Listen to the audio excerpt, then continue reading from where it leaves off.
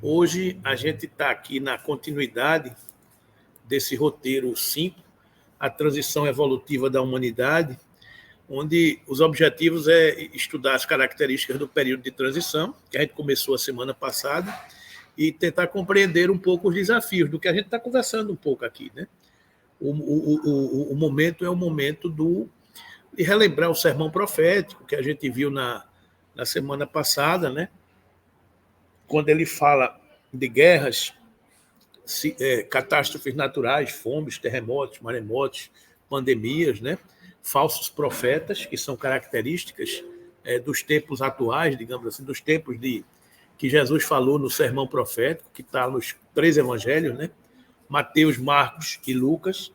No caso aqui a gente trouxe Mateus 24, quando ele fala da questão dos sinais dos tempos, né? A Igreja Católica chama isso aqui do sermão escatológico, né? O final dos tempos, né? Então a gente, com a doutrina espírita, a gente entende que não há final dos tempos, mas a transição dos tempos, né? Um tempo acaba e surge um novo tempo, né? Então é um anoitecer e um amanhecer, uma situação termina e uma situação nova se começa, inicia-se, né? E nós estamos nessa transição, onde muitos não conseguirão seguir na embarcação, pela condição evolutiva moral, que é um pouco que a gente vai estudar hoje aqui. A gente estudou as características do período de transição, a gente viu a semana passada também o impressionante apelo, que a gente trouxe do livro Nosso Lar, capítulo 24, quando a gente vê que uma colônia espiritual chamada Moradia ficava fazendo emanações mentais, vibrações, no período da Segunda Grande Guerra, né? E Lísias, que é o mentor espiritual de André Luiz nessa obra, ele comenta uma coisa aqui que é muito interessante para a gente entender, né? Dizendo o seguinte, que grandes abnegados os irmãos de Moradia, porém tudo é inútil, acentuou triste depois de ligeira pausa. Ou seja, porque eles estavam vibrando. E ele chorou e consternado, ele disse, puxa vida, tudo inútil. Né? A humanidade terrestre pagará em dias próximos terríveis tributos de sofrimento. Ou seja, quando ele lança um olhar mais acima, aí ele traz a informação. André Luiz pergunta, né, assim, puxa vida, não tem um recurso para diminuir essa catástrofe? Para parar com isso, digamos assim, né? E aí ele diz, infelizmente, acrescentou Lísias, em tom grave e doloroso, a situação geral é muito crítica. Para atender às solicitações de moradia é essa colônia espiritual que fica próxima à Terra, que estava fazendo emanações mentais, orações, vibrações para diminuir o clima bélico. 1940, mais ou menos, né? Para poder, 39, antes de eclodir a Segunda Grande Guerra. Aí ele diz, a situação geral é muito crítica. Para atender às solicitações de moradia e de outros núcleos que funcionam nas vizinhanças do umbral, reunimos aqui numerosas assembleias.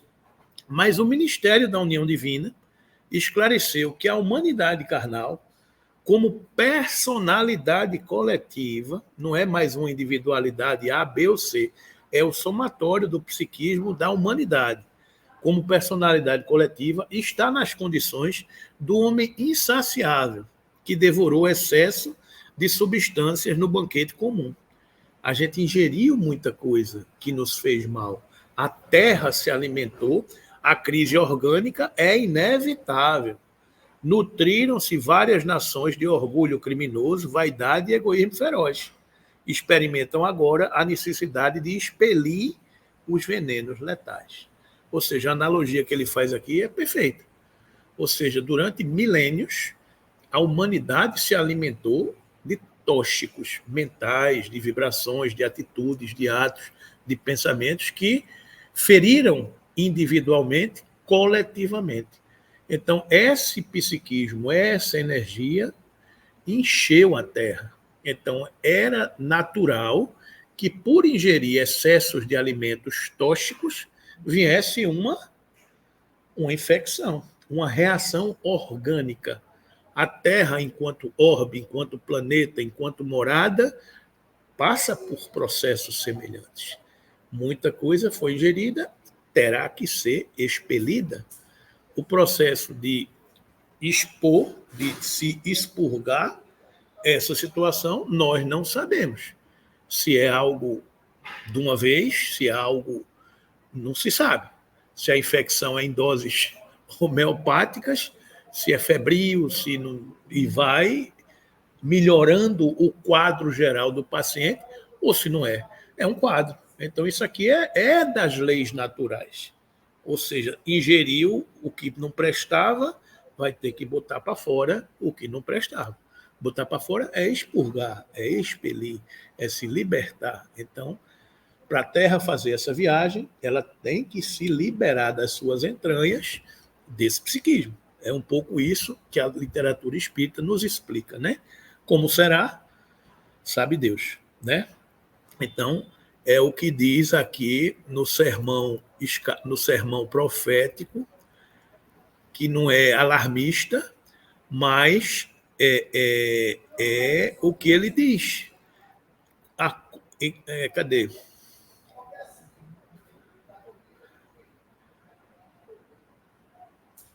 Igualmente, deixa eu ver onde é que está aqui.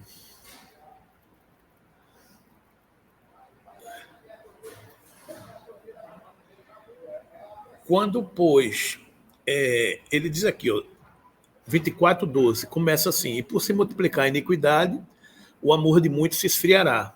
Mas aquele que perseverar até o fim será salvo. E esse fim aqui a gente já estudou que não é o fim do mundo, é o fim objetivo. O objetivo será salvo. O objetivo é a transição, é a transformação. E este evangelho do reino será pregado em todo o mundo, em testemunho a todas as gentes, e então virá o fim. Quando, pois, virdes que a abominação da desolação, de que falou o profeta Daniel está no lugar santo, quem lê que entenda, então os que estiverem na Judéia não fujam que fujam para os montes. E quem estiver sobre o telhado não desça a tirar coisa alguma de sua casa. E quem estiver no campo não volte atrás a buscar as suas vestes. Mas ai das grávidas e das que amamentam naqueles dias, e orai para que a vossa fuga não aconteça no inverno nem no sábado, porque haverá então grande aflição como nunca houve, desde o princípio do mundo até agora, nem tampouco haverá jamais. Então, é um pouco o que ele está dizendo. Quando isso acontecer, que está em curso, não adianta, é a lei, vai acontecer. Então não adianta correr, subir no telhado, é o processo.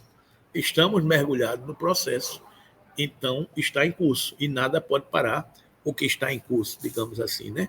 Então, ele diz aqui também que quem perguntar quando é isso, cadê? Ele pergunta aqui em algum lugar.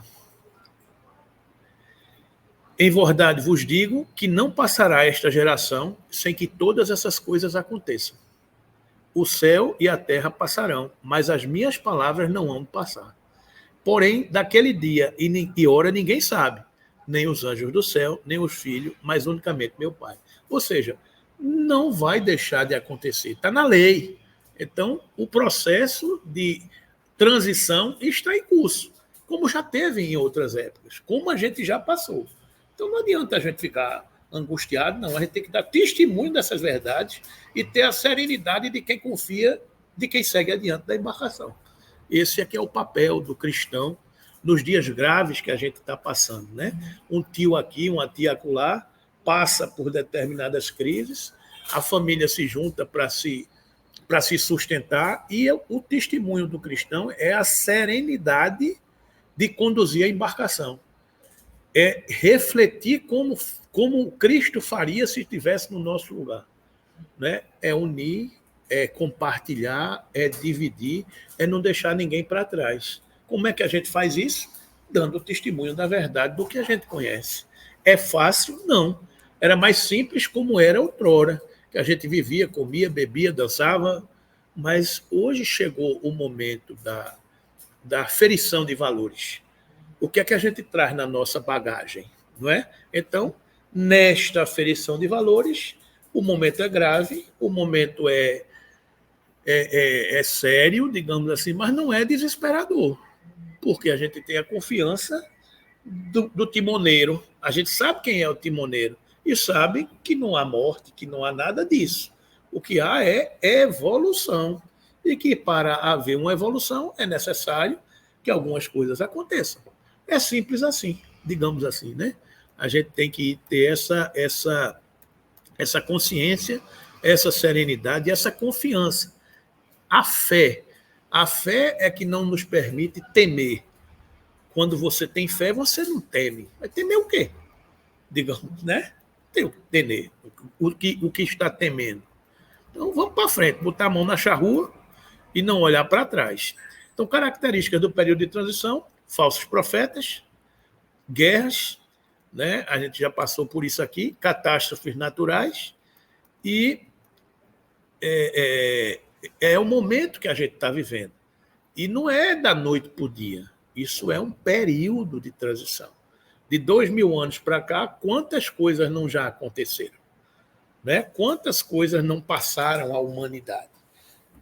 E quantas oportunidades a gente não jogou fora? Não é? Quantas oportunidades a gente teve de seguir o Cristo na sua pureza e na sua tranquilidade? E o que foi que a gente fez com a mensagem do Cristo? Quando eu digo o que a gente fez, é porque nós estávamos lá. Nós não somos anjinhos, não, né? A gente já passou por muitas e boas, não é? Então, a oportunidade nos foi dada inúmeras vezes e continua dada, né? Então, hoje, a gente, como espírita, tem a oportunidade de entender o porquê, né? Antes, a nossa fé não foi suficiente para a gente entender a mensagem que vocês testemunharam aqui das pessoas que não precisam de determinados rótulos religiosos para fazer o bem. Fazem naturalmente, digamos assim, né? Aí está dada a condição. Pois bem, a razão de ser do período de transição, por que é que existe esse período de transição? Porque os conflitos bélicos, as lutas fratricidas, a violência e as calamidades produzidas pelo homem decorrem de quê? Do nosso atraso moral, da nossa imperfeição, né? Cujas ações resultam sofrimento a si mesmo e à sociedade, assim como prejuízos à natureza, que ecologicamente desequilibrada reage contra os agressores. Assim, os acontecimentos previstos têm como finalidade estimular a melhoria espiritual do homem, pois se trata de uma fase de evolução moral da humanidade terrestre. Ou seja, o objetivo de uma prova é o quê? É fazer você mudar de série, mudar de período, atravessar o portal. Então, o objetivo dos momentos que a gente está passando é fazer com que a humanidade, enquanto ser coletivo, ela evolua, ela progrida, ela saia do ponto A e vá para o ponto B. É entender esse contexto. Para entender esse contexto de uma forma mais serena e mais tranquila, a gente se colocando na condição de espírito que viverá eternamente, a gente não se angustia. É a saudação dos cristãos devorados pelas feras nos circos romanos. O cumprimento das pessoas da época de Roma, dos imperadores romanos, era Ave César. Né? Ave César era saudando o imperador romano. Os cristãos devorados pelas feras cumprimentavam-se dizendo Ave Cristo. Os que vão viver eternamente te honram e te saúdam. Ou seja, é a perspectiva da mudança da compreensão, do entendimento.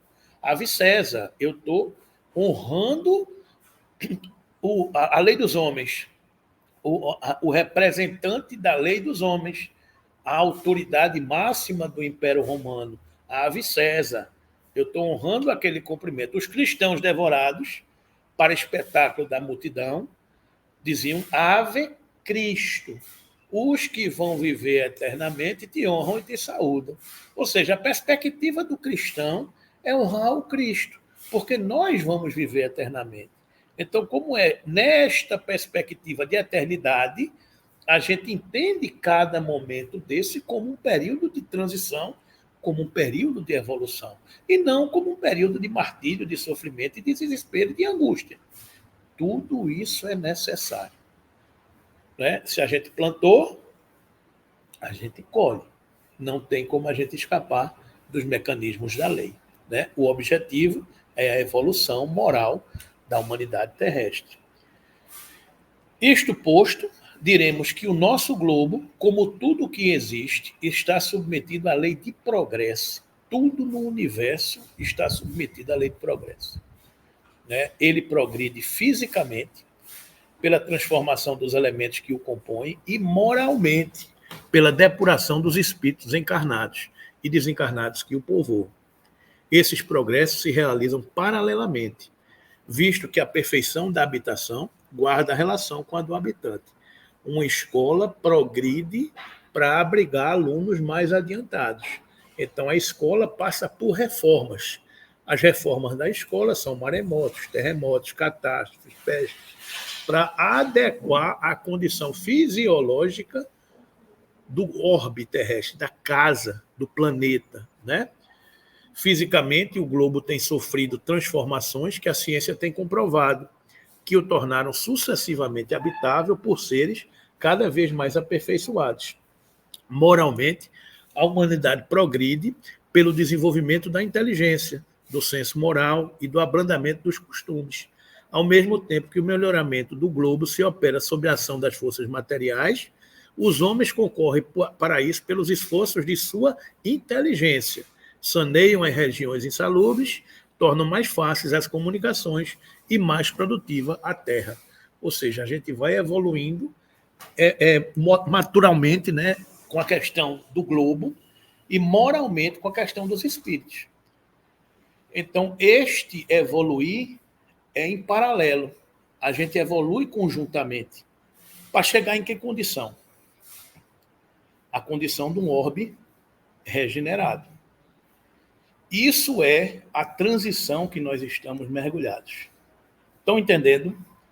A Terra, a casa muda, porque também mudam os habitantes. Deus é tão justo que se a gente quer reencarnar na Terra, futuramente, mas se a gente não se transformar, não tiver condições, a gente vai reencarnar num planeta similar à Terra. Sim. Porque a nossa condição ainda é aquela. Eu tenho esperança de que a gente já passou, né? A gente já passou por essa condição, né? Eu tenho fé que a gente já está no... Veja, a gente conhece, a maioria das pessoas que a gente conhece são pessoas do bem, né? Graças a Deus a gente já está, digamos assim, desperto para uma realidade diferente, né? A gente já conhece o Cristo, nem que seja de longe. A gente já fala no amor, a gente já fala na luz, a gente já fala na necessidade do perdão. A gente não consegue fazer plenamente, mas a gente já conseguiu perceber. Já. A gente já conseguiu enxergar a luz. Talvez a gente não faça parte plenamente da luz, mas a gente já enxerga, já age, já luta por isso, já fica triste quando a gente age pelo outro lado. A gente já vai dormir preocupado quando a gente dorme sabendo que tem alguém com raiva da gente. Isso é uma característica, a gente não ter a capacidade de dizer, ele tem que sofrer mesmo. A gente, graças a Deus, a maioria de nós, eu imagino que a gente não é mais assim, né? Então a gente já está andando, mas no passado a gente não era bem assim. Então a gente evoluiu, né? Então, considerando a finalidade e as características do período de transição, Allan Kardec também esclarece. Aí a questão de que os flagelos acompanham o período de mudança, né? Ele diz que o encadeamento solidário das causas e dos efeitos, os períodos de renovação moral da humanidade coincidem, como tudo leva a crer, com as revoluções físicas do globo. Ou seja, a casa evoluindo e a humanidade se preparando para evoluir, né? Uma coisa vai ao mesmo tempo, né? As coisas vão acontecendo, né? Em paralelo, né? Não tem ponta solta no planejamento superior. Não existe uma coisa aqui que aconteceu sem razão de ser. Tudo tem um encadeamento lógico para as coisas evoluírem. Olha aí o orar e vigiar, né? Diante dessas considerações, compreende-se porque o ser humano deve agir com mais prudência, vigilante no pensar, falar ou executar. Mais do que nunca, o orai e vigiai, recomendado por Jesus, deve ser levado a sério. O momento é grave, então a necessidade do orai e vigiai é permanente. Eis o conselho de Emmanuel a respeito. Muitas vezes referimos-nos ao orai e vigiai sem meditar-lhes a complexidade e a extensão. é indispensável guardar os caminhos. Imprescindível se torna movimentar possibilidades na esfera do bem. Entretanto, essa atitude não dispensa a visão com entendimento. É preciso olhar, isto é, examinar, ponderar, refletir, para que a vigilância não seja incompleta. Discernir é a primeira preocupação da sentinela. O discípulo não pode guardar-se defendendo simultaneamente o patrimônio que lhe foi confiado, sem estender a visão psicológica, buscando penetrar a intimidade essencial nas situações e dos acontecimentos. É necessário ampliar o olhar, sempre estar percebendo o contexto da situação. O cristão não pode olhar isoladamente uma situação naquele momento. É necessário sempre ampliar o olhar, perceber a condição que levou até ali, a dificuldade de julgar. Né? Então, a gente comentava aqui, quando a gente está numa reunião mediúnica, a gente não pode se revestir do censor, do julgador, incontinente. Não, a nossa condição é de ampliar o olhar. Olhar a todos como irmãos que estão tendo oportunidades de se renovar, de se refazer, de readquirir caminhos. Porque é isso que o Cristo quer de nós. Já pensou o que seria de nós se não tivéssemos sido perdoados? Se alguém não nos tivesse dado as mãos, tantas vezes quantas vezes caímos, né? Então, a nossa condição é uma condição de renovar a nossa perspectiva de continuidade. Então, é necessário ampliar esse olhar. Olhai o trabalho de cada dia. O serviço comum permanece repleto de mensagens proveitosas. Fixai as relações afetivas. São portadoras de convites necessários ao vosso equilíbrio. Fiscalizai as circunstâncias, observando as sugestões que vos lançam no centro da alma. Olhai, refleti, ponderai. Depois disso, naturalmente, estareis prontos a vigiar e orar com proveito. Então, nós somos, digamos assim, pequenos pirilampos a iluminar os lugares onde estamos passando e onde fomos convidados a frutificar. É preciso que cada um de nós olhemos, reflitamos e ponderemos. E tenhamos muito cuidado com os julgamentos precipitados de muitos que nos cercam. Porque se a gente for pelos ouvidos, como se diz no popular, se a gente for emprenhar pelos ouvidos, todo dia vai chegar uma sugestão, um conselho de alguém que nos ama, que nos quer bem, mas que está enxergando apenas um lado daquela verdade. Muitas vezes nós somos aqueles que somos convidados a olhar de cima da montanha. O cristão deve ampliar o olhar porque olha de cima da montanha. E quando ele olha de cima da montanha, ele olha com uma perspectiva mais ampla. Então, muitas vezes, quem está olhando no mesmo plano só enxerga o aqui e o agora. E muitas vezes nós somos aqueles que somos convidados a dizer, não, você tem razão. A gente só não precisa dizer a ele que você tem razão olhando desse plano. Mas você não tem razão se você subir 2 degraus.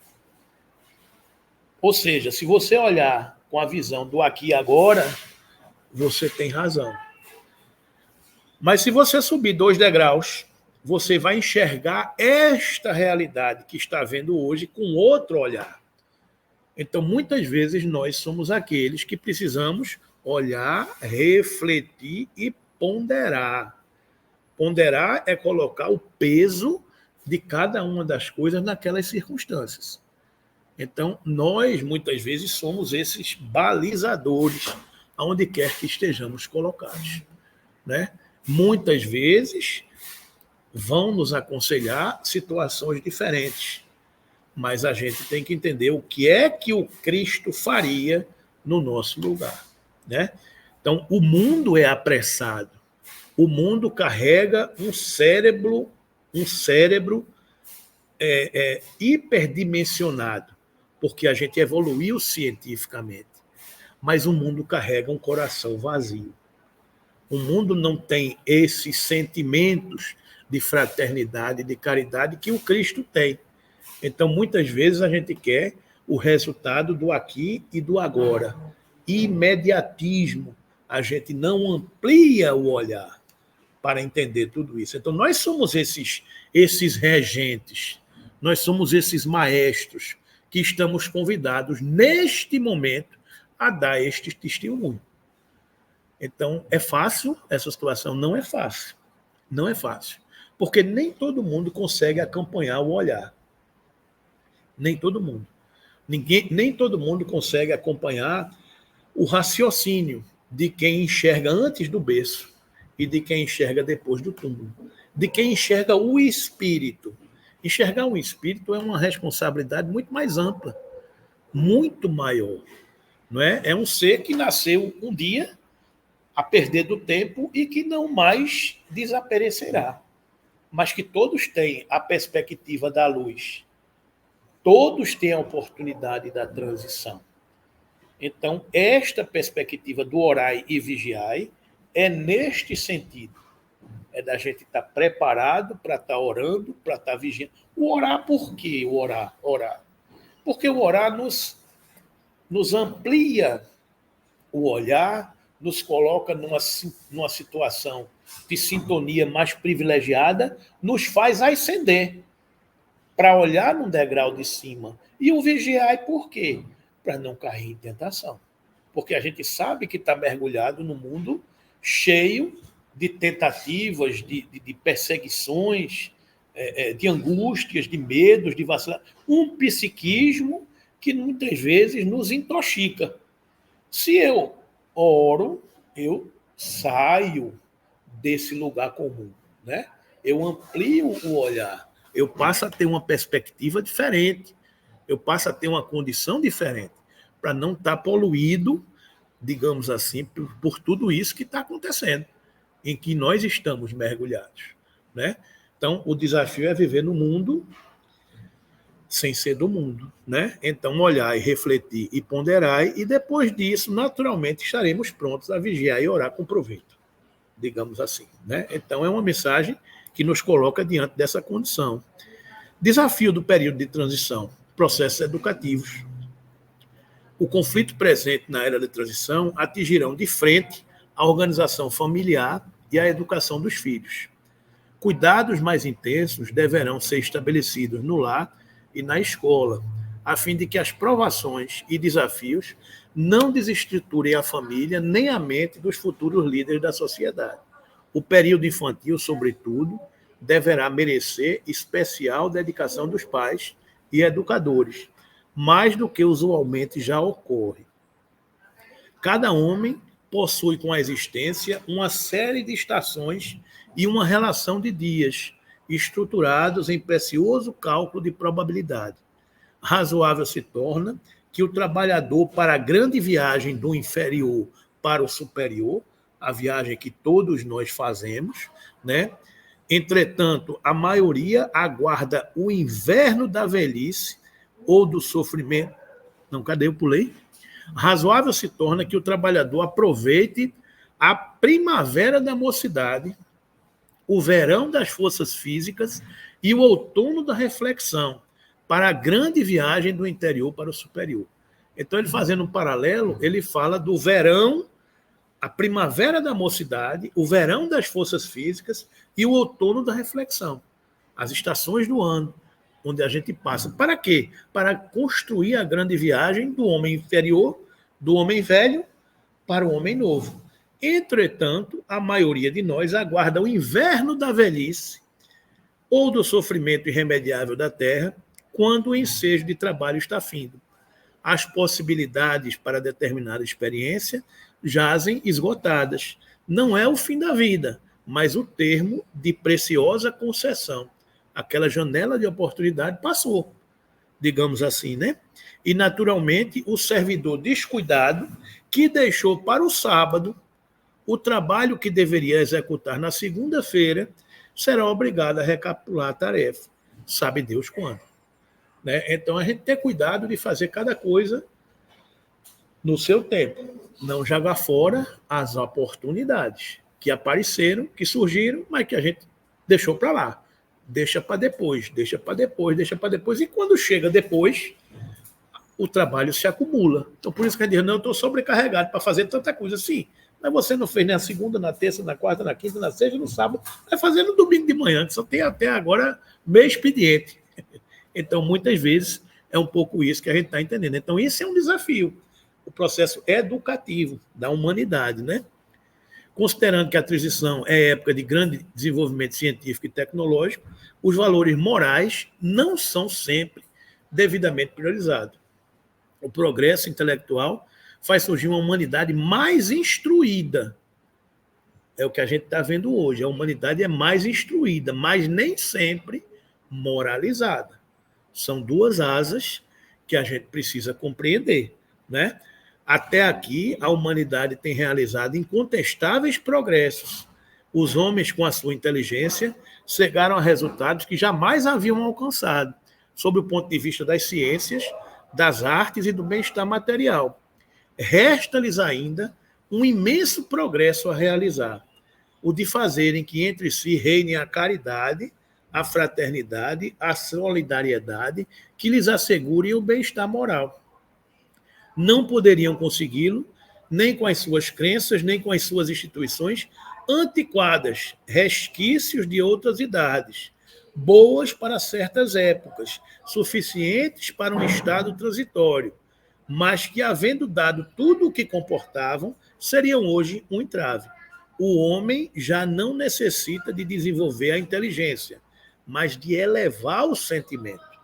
Para isso, faz-se preciso destruir tudo o que superexcite neles o orgulho e o egoísmo. Ou seja, a gente não precisa mais desenvolver inteligência, a gente precisa elevar sentimento. Né? Então, é o homem moral que precisa surgir de todo esse processo. Né? Ele precisa se levantar dentro de cada um de nós, né?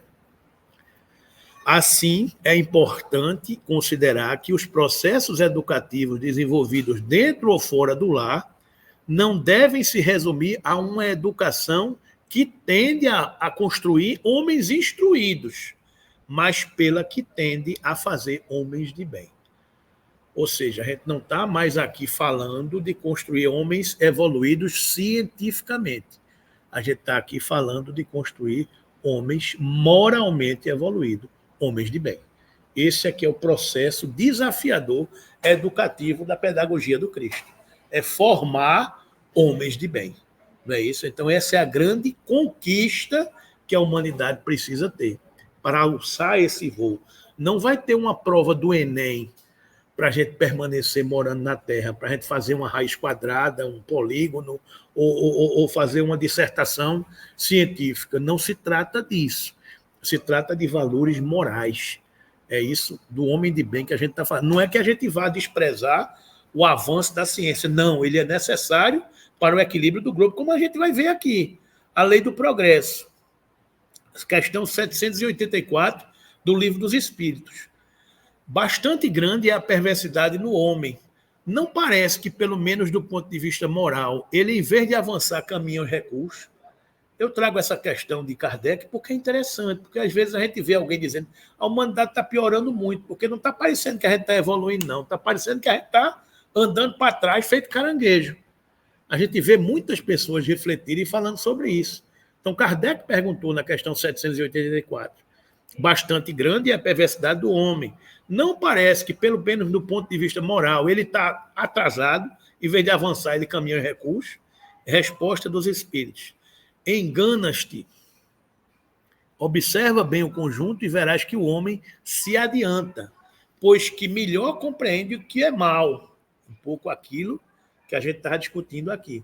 A gente melhor compreende o que é mal e vai dia a dia reprimindo os abusos. Aí ele arremata de forma majestosa. Faz-se mister que o mal chegue ao excesso para se tornar compreensível a necessidade do bem das reformas. O amor é a cura, né? Mas faz necessidade que a gente chegue no fundo do poço para que a humanidade entenda a necessidade do bem e das reformas. Então, o processo de intoxicação do orbe passa por isso. Para a gente conseguir se mexer. Para poder entender que é preciso mudar. Não dá mais para continuar dessa maneira, né? Então, outra questão. Por que indícios pode-se reconhecer uma civilização completa? Reconhecê-la-eis pelo desenvolvimento moral. Credes que estáis muito adiantados, porque tendes feito grandes descobertas e obtido maravilhosas invenções. Porque vos alojais e vestir melhor que os selvagens. Todavia, não tereis verdadeiramente o direito de dizer-vos civilizados, quando de vossa sociedade, senão quando de vossa sociedade houverdes banido os vícios que a desonram, e quando viverdes como irmãos, praticando a caridade cristã. Até então, sereis apenas povos esclarecidos, que hão percorrido a primeira fase da civilização. Ou seja, a gente hoje é um povo esclarecido, que subiu o primeiro degrau para chegar à condição de ser um povo civilizado. A civilização, como todas as coisas, apresentam gradações diversas. Uma civilização incompleta é um estado transitório que gera males especiais desconhecidos do homem no estado primitivo. À medida que a civilização se aperfeiçoa, faz cessar alguns dos males que gerou, males que desaparecerão todos com o progresso moral. Somente pode considerar-se uma nação mais civilizada, na legítima acepção do termo, aquela onde exista.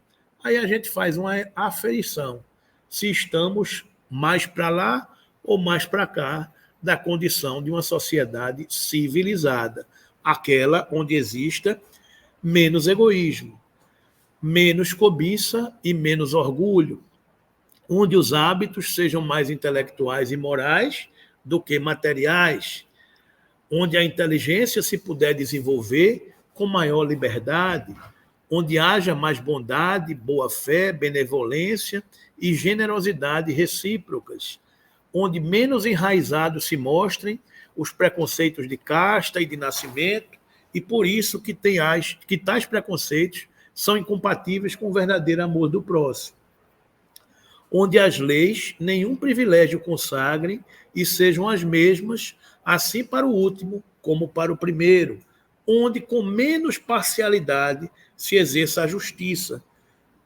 onde o fraco encontre sempre amparo contra o forte, onde a vida do homem, suas crenças e opiniões sejam melhormente respeitadas, onde exista menor número de desgraçados, enfim, onde todo homem de boa vontade esteja certo de não lhe faltar o necessário.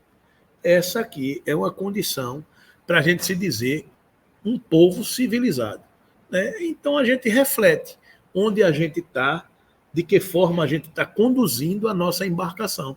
Pode ser que a gente já haja assim, dentro de casa, no nosso núcleo social, na nossa família, naquele ambiente que a gente convive, mas não é tão assim em outros lugares, mas é um processo onde a luz vai surgindo e vai banhando a todos, né? É o caminho da sociedade civilizada, né? O desafio do período de transição é outro desafio a ser enfrentado no período de transição, pois a humanidade terá necessidade de ser mais solidária, né? Segundo os espíritos da codificação, a imperfeição mais difícil de extirpar é o egoísmo, porque resulta da influência da matéria, influência de que o homem, ainda muito próximo de sua origem, não pode libertar-se, já que tudo concorre para mantê-la, suas leis, sua organização social e sua educação, né? A gente se livrar do egoísmo é um caminho importante, né? Combater esse egoísmo, né? Louváveis esforços são empregados para fazer que a humanidade progrida.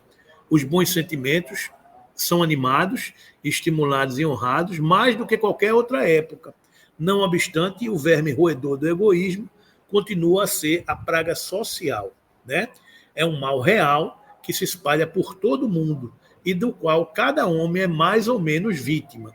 Assim, é preciso combatê-lo, como se combate uma moléstia epidêmica. Para isso, deve-se proceder como procedem os médicos, remontando a causa do mal, que se procure em todas as partes do organismo social, da família aos povos, da choupana ao palácio, todas as causas, todas as influências patentes ou ocultas que excitam, alimentam e desenvolvem o sentimento do egoísmo.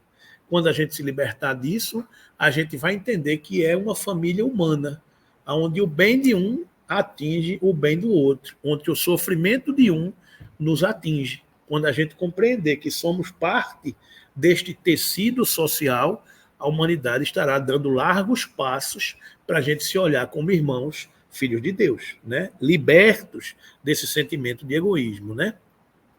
Necessidade de crescimento moral. O combate às imperfeições pelo desenvolvimento de virtudes indicará o período de crescimento moral da transição. Então, a gente precisa investir no desenvolvimento das virtudes, como a gente já estudou em alguns capítulos anteriores, né? A humanidade tornada adulta tem novas necessidades, aspirações mais vastas e mais elevadas. Da adolescência, ela passa à idade viril. O passado já não pode bastar às suas novas aspirações, às suas novas necessidades. Ela já não pode ser conduzida pelos mesmos métodos. Não mais se deixa levar por ilusões nem por sortilégios. Sua razão amadurecida reclama alimentos mais substanciais. A gente já pode dizer que determinadas coisas que a gente fazia e se alimentava já não tem mais sentido. A gente não mais se satisfaz com determinadas coisas. Determinadas coisas não nos provocam mais prazer, mais alegria. Determinadas convivências, situações, condições que a gente ontem vivia de uma forma, quando a gente desperta para o Cristo e a necessidade de transformação, a gente não quer mais. Né? Então, é a necessidade da gente crescer moralmente. E determinadas pessoas não nos provocam, digamos assim, nenhum bem-estar. A gente vê determinadas pessoas, rapaz, aquele cara não me acrescenta nada, digamos assim. Às vezes, a gente precisa conviver com determinadas pessoas para acrescentar a ele. É tarefa, digamos assim, da gente levar um pouco da nossa condição para conviver com outras pessoas diferentes de nós, para a gente acrescentar nele. Digamos assim, é nós dando um pouco de nós para melhorar a condição humana em que nós estamos mergulhados, né? O apoio de espíritos esclarecidos, graças a Deus, é um desafio de que a gente tem, né? Então, durante o período de transição, a misericórdia divina permitirá e permite a reencarnação de espíritos mais esclarecidos intelectual e moralmente em todas as regiões da Terra. Eles estão em toda parte. Está surgindo aí em todo canto uma geração de almas muito nobres, muito tranquilas, muito serenas, que estão melhorando a condição, a média mental da humanidade, né? Com a finalidade de amparar a humanidade em suas provas e expiações, orientando na busca de soluções pacíficas para superar as dificuldades. A gente vê aí pelas redes sociais um bocado de porcaria, mas vê coisa boa também. Às vezes vem uma criancinha, um menino novo que vai canta uma música, que toca uma música clássica, tem um doutor que explica, coisa mais linda. É uma coisa maravilhosa. O cardiologista mirim, né? Uma alma daquela ali é um desses. De onde vem uma alma daquela? Que vem com todo aquele conhecimento enriquecer a humanidade de uma forma simples, tranquila, passando humildemente milhões de conceitos e de teorias. São almas nobres de espíritos esclarecidos que vêm melhorar o porquê da humanidade, né? O que estamos fazendo aqui. E estão em toda parte, em todas as áreas do conhecimento humano, né? Por ser um momento especial, marcado por conflitos e calamidades, a dor terá efeito impactante, mas com a capacidade de despertar valores sublimes no homem, que mais esclarecido, ainda que sofrido, não se conformará com o sofrimento e com o estado das coisas reinantes, desenvolvendo então ações positivas e libertadoras. A gente passa a não aceitar determinadas condições mais e lutar por condições melhores, né? Então, naturalmente que o Mestre Jesus não folgará em ver seus discípulos mergulhados no sofrimento. Considerando, porém, as necessidades extensas dos homens na terra, compreende o caráter indispensável das provações e dos obstáculos. É aquela história do pai que sabe que os filhos vão sofrer por passar por um determinado período, por um determinado perrengue, mas ele sabe que aquilo o levará a uma melhor condição de crescimento e de evolução. É um pouco isso que se passa. O Cristo sabe das nossas dores, das nossas dificuldades, dos nossos medos, das nossas angústias, mas ele sabe que após a tempestade surgirá a bonança, né? Então, ele está sereno e tranquilo, porque ele sabe que tudo isso vai passar, não é? A pedagogia moderna está repleta de esforços seletivos, de concursos de capacidade, de testes da inteligência. O Evangelho oferece situações semelhantes. O amigo do Cristo não deve ser uma criatura sombria, à espera de padecimentos. Entretanto, conhecendo a sua posição de trabalho num plano como a Terra, deve contar com dificuldades de toda sorte. Então, a gente não pode esperar passar por uma estrada cheia de pedra e não tropeçar em nenhuma. A gente não pode imaginar que vai passar por um mar de água suja e não vai se sujar. Estamos no processo, estamos passando no caminho. Então, é natural que num plano como a Terra, a gente deva contar com dificuldades de toda sorte, não é? Para os gozos falsificados do mundo, o planeta está cheio de condutores enganados. Como invocar o Salvador para a continuidade de fantasias? Não dá. Não dá para ser desse jeito, né? Quando chamados para o Cristo, é para que aprendamos a executar o trabalho em favor da esfera maior. O nosso compromisso é sempre com o Cristo, da esfera maior, sem olvidarmos, sem esquecermos que o serviço começa em nós mesmos, né? Estamos convocados a trabalhar para o Cristo na esfera maior. E esta transformação e esse trabalho começa dentro de cada um de nós, né? Como dizia o poeta Nano Cordel, a paz do mundo começa em mim, não é isso? No Evangelho, porém, não acontece assim. Quando o mestre convida alguém ao seu trabalho, não é para que chore em desalento ou repouse em satisfação ociosa. Se o Senhor te chamou, não te esqueças de que já te considera digno de testemunhar. Esse é o grande desafio que a gente está vivendo hoje. É o testemunho do cristão. Nós somos testemunhas de tudo o que está acontecendo. A gente diz muito que nas reuniões mediúnicas nós somos testemunhas. Porque muitas das coisas que acontecem, se a gente falar fora, as pessoas não vão entender. Mas nós somos testemunhas de muitas coisas que estão acontecendo. Então, por ser testemunha, por ter sido convidado a assinar o contrato de transição planetária, porque todo contrato tem duas testemunhas, não tem? Nós somos testemunhas do contrato de transição que está em curso. Então, nós estamos testemunhando o amor do Cristo. Não a morte, os espíritos se comunicam, pluralidade das existências, pluralidade dos mundos habitados, a existência de Deus, Jesus conduzindo a embarcação. Nós somos testemunhas vivas, nós somos cartas vivas de tudo isso, né? Então, se o Cristo nos convidou, não esqueçamos que nós somos essas testemunhas.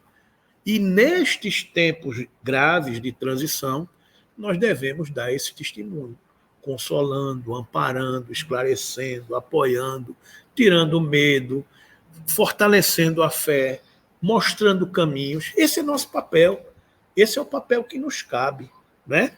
Então, estamos a caminho da luz, né? A trajetória do espírito é amor e evolução e instrução.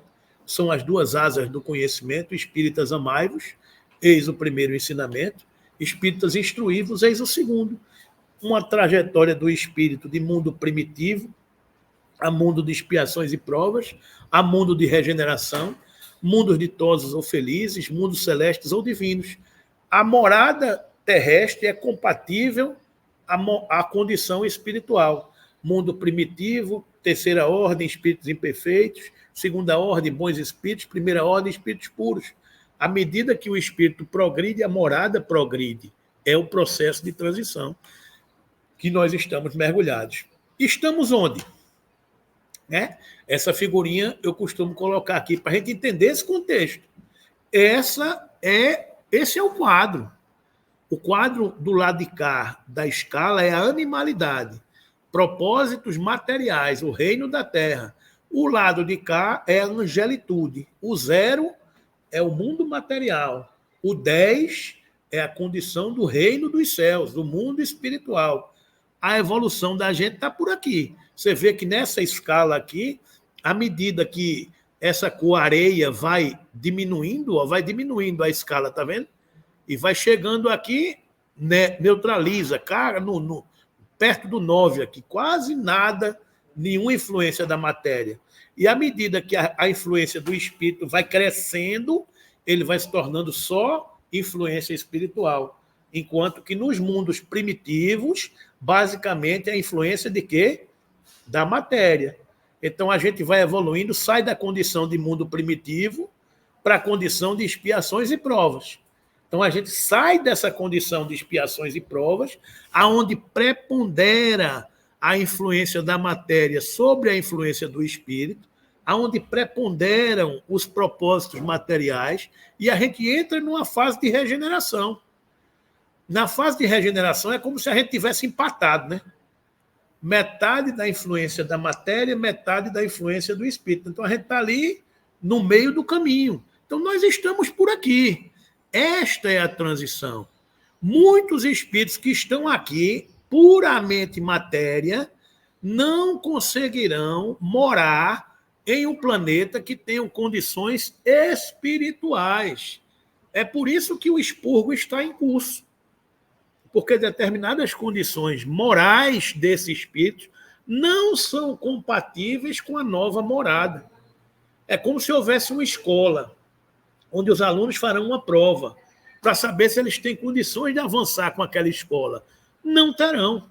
Então, o que é que acontece? Você vai ser convidado a se matricular numa outra escola onde as características são mais materiais e que você pode se matricular.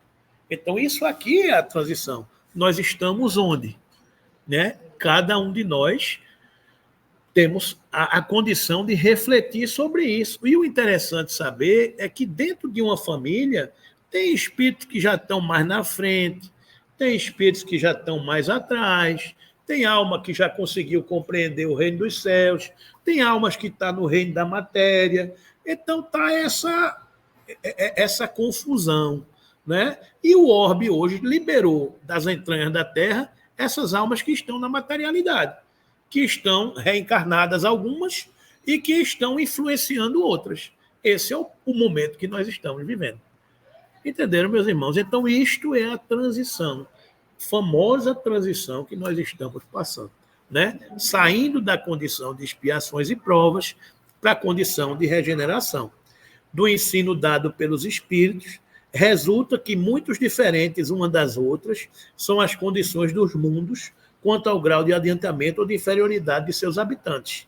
Entre elas, há os que estes últimos são ainda inferiores aos da Terra, física e moralmente. Outros da mesma categoria que o nosso e outros que lhes são mais ou menos superiores a todos os respeitos. Nos mundos inferiores, a existência é toda material. Reinam soberanas as paixões, tendo quase nula a vida moral.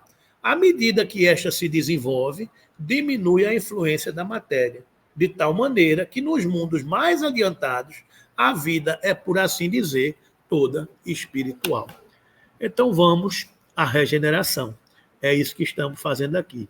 Então que Jesus nos abençoe e que a gente compreenda a necessidade da transição evolutiva da humanidade, né? Então, vamos concluindo esse estudo aqui, agradecendo a Deus a oportunidade da doutrina espírita nos esclarecer com tanta propriedade, com tanta serenidade, com tanta tranquilidade, a viagem do ser espiritual que somos todos nós, né? Que Jesus nos abençoe. Vamos